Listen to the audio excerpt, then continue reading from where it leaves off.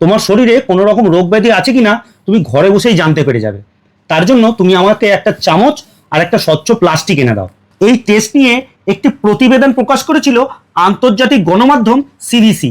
এবার দেখো, এই যে চামচটা, এই চামচটাকে তুমি তোমার জিভের সাথে কয়েক সেকেন্ড ভালো করে ধরে রাখবে, যাতে এই চামচের মধ্যে তোমার জিভের লালাটা খুব ভালোভাবে মেখে যায়। এবার এই চামচটাকে এই স্বচ্ছ পলিথিনের মধ্যে ভালো করে মুড়ে দাও, যাতে এর মধ্যে কোনো রকম হাওয়া না ঢুকতে পারে। এবার এটাকে তুমি গিয়ে রোদের আলোতে 3 থেকে 4 মিনিট রেখে দাও, অথবা কোনো ল্যাম্পের আলোর নিচে 3 থেকে 4 মিনিট রেখে দাও। এবার বার করে যদি দেখো যে এই চামচটা থেকে কোনো রকমের দুর্গন্ধ বেরোচ্ছে, তাহলে তোমাকে বুঝতে হবে যে তোমার ফুসফুসের প্রবলেম আছে। এছাড়াও যদি এই চামচটাতে দেখো হালকা কমলা রং দেখা যাচ্ছে, অথবা এই চামচ থেকে ঝাঁঝালো টাইপের কোনো গন্ধ বেরোচ্ছে, তাহলে বুঝতে হবে যে তোমার কিডনির সমস্যা আছে।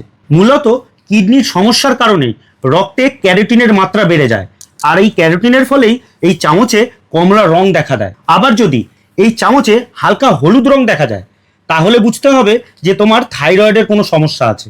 আর যদি এই চামচ থেকে কোনো রকম মিষ্টি জাতীয় গন্ধ বের হয়, তাহলে বুঝতে হবে যে তোমার ডায়াবেটিসের সমস্যা আছে। রক্তে কোলেস্ট্রলের মাত্রা বেড়ে যাওয়া আর অক্সিজেনের মাত্রা কমে যাওয়া শরীরের জন্য মারাত্মক ঝুঁকিপূর্ণ। আর রক্তে যদি এমন কোনো সমস্যা থাকে, তাহলে চামচের গায়ে লাগানো লালা বেগুনি রঙও ধারণ করতে পারে।